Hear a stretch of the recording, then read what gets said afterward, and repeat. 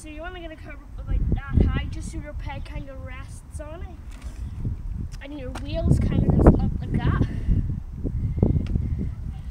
I guess here. See all the marks here. So you're basically sitting up like that. See the way your front wheels up just slightly. That's it. The feeble grind, and you're just going fast. And then at the part you want to grind at, just lift your front wheel up, and you'll just go across it. Simple. It's just a gap. And it's a really cool trick. That there is just like, you know, where you lift your wheel up, but this here is showing, that's a feeble. Where you're like that. And your back wheel's up. I don't know what you call it.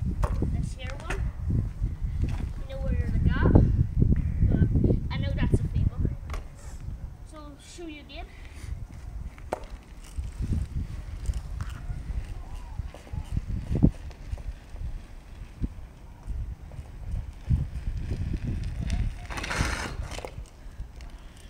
Okay, so that's how to do a feeble.